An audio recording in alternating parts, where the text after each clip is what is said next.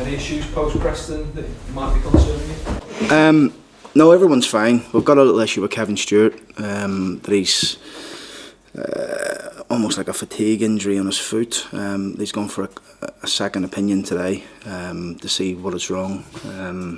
In particular, I can't give you anything on it today, but it's he won't be available for tomorrow. Sounds quite an unusual one, that one, is that? Yeah, it's more of an overusage injury, really. Kevin's probably not played a lot of games, and then he's come in this season and continually been in our team, really. So it's I'm sure the medical staff will get to the bottom of it. Has that been bothering for a while, do you think? No, well, I think it's probably in the last week or two. I think it's got a bit sore for him. So it's we'll see how he is he's not going to be available for tomorrow, but we'll see how it plans out over the weekend. Sickness bug all gone now? Yeah, everyone seems fine. Leo trained today. One of the analysts was back in the last couple of days as well because he was off sick. So yeah, it seems to have gone from the camp now. Okay, it's still too soon for Norbert. Yeah, and still too soon. He hasn't trained with us yet. He's been on the pitch with the fitness coaches, so he's probably looking to try and get in with us back end of next week. We're hoping.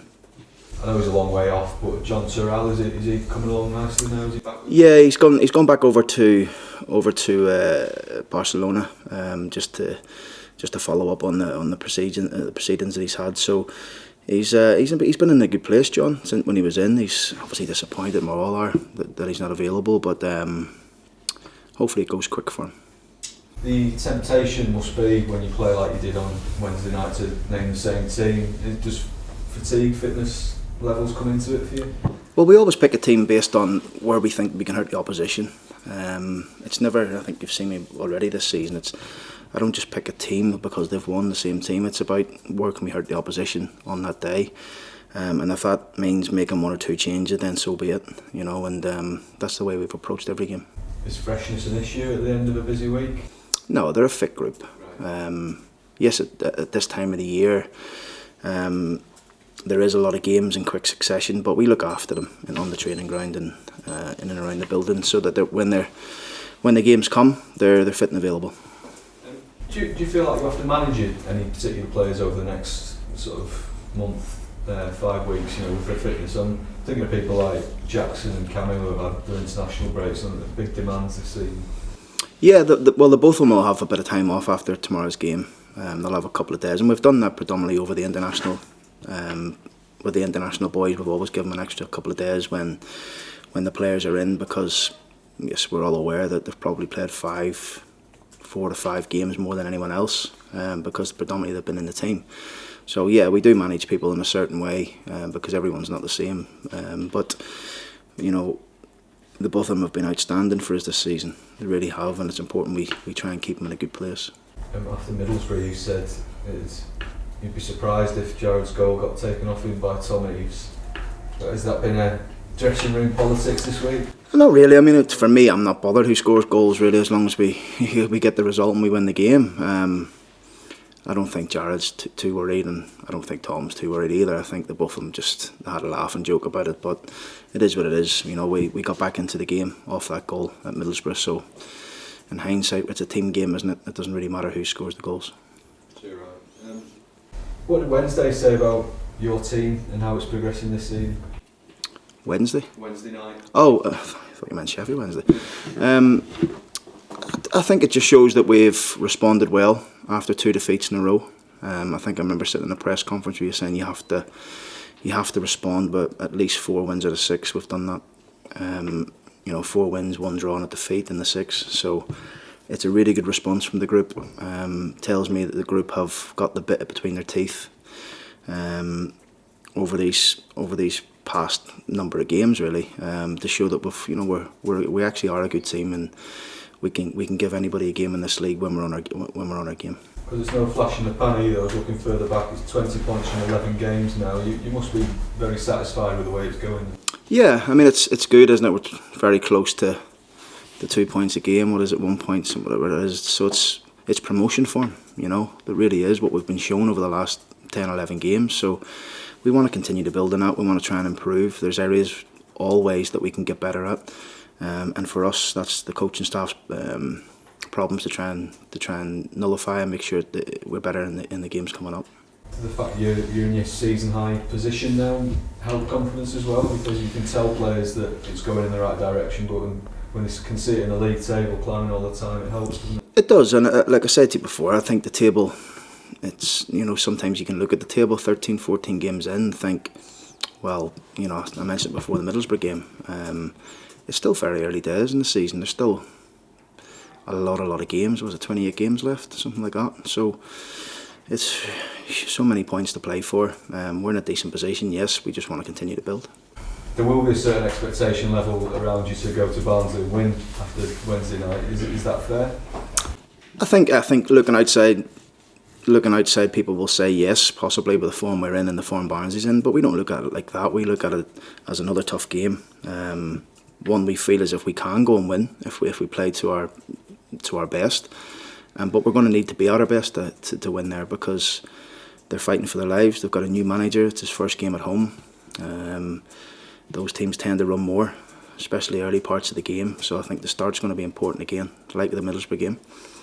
So hopefully we've learned lessons off that Middlesbrough game and we can take it into Barnsley. Do you think that is a factor, that it's the new manager's first home game? Oh, definitely. It's I'm sure he's really looking forward to it. First game at Oakwell, I played at Barnsley, and it's an intimidating place to go when the fans are behind you. So we know what we're up against, but we, as per usual, we'll always focus on ourselves and making sure we get our own house in order. Because you'll know that, having played there as a player, no matter how much of a dip Barnsley are in, it can be a tough place to go. Can't it? It's very tough, and by all accounts it could snow tomorrow as well. So it is a tough place to go. It is, and I remember going there last year. We actually played very well, the Doncaster team last year there, and possibly should have won the game. But it is a tough place to go. But for us, we'll focus on us. What are your memories of Barnsley as a player? Good and bad. Probably more bad than good. I didn't do myself any justice there as a player. Really, I was disappointing. Scored on my debut, which was good. Scored a couple of good free kicks at Southampton, which was good. But apart from that, nothing on the football pitch. I didn't live up to what I knew I could do. Any particular reason for that? I don't know. No, it was just probably a year of my life that I probably wasted. Nothing I was doing outside the pitch, but I just didn't perform at my best, and that's the way it goes. You'll have been in teams when they, I hope not many when they haven't won in 17, but you'll have been in teams when they've been in on rough spells. How important is it to kick them while they're down almost, get on top of them early? That's why I think the start will be really important in the game, and I'm sure they'll be saying the same. It's first goals in games are really important. I think in this one particular game it will be very important. But we're in good mood, we're in good confidence. The boys trained excellent again today. No sign of fatigue. They all look very fresh and ready to go, which is good, and it's a testament to the recovery strategies that sports science team has put in place, and we hope for another big performance. I don't know if you've seen it or not, but your chairman yesterday gave a lengthy interview to ITV where he said that Jarrod Bowen won't be for sale for 20 million. That must be encouraging for you. I make him right, You see centre halves going from Bristol City for 25 million. So what does a 51 goal centre forward wide player stroke number 10 go for these days? You tell me. So look, it's encouraging. We would love Jarrod to stay here and be with us for the future, but ultimately that will be down to Jarrod. Because for all we talk about, inevitably talk about player recruitment in January, I get the impression player retention will be just as important here. Yeah, it is. It's very important, but they've all got numerous years left on their deal. Year and a half in most cases, and longer for others. So yes, we'd like to tie them down in longer deals, but we understand these things take time. So look, they're left in the best possible hands, and with Lee and Eab and the representatives, so they'll take care of that. As you said back in the summer that straight away, I think you probably surprised a few people when you said the chairman had told you that Bowen and Grzycki wouldn't go and they wouldn't need to go. The message stayed the same. The message stays the same. Yeah, 100%. Every time I speak to Eab, it's the same. It hasn't changed. So it's positive to hear, but for us we need to keep ourselves in and around that mix to make it even more clear.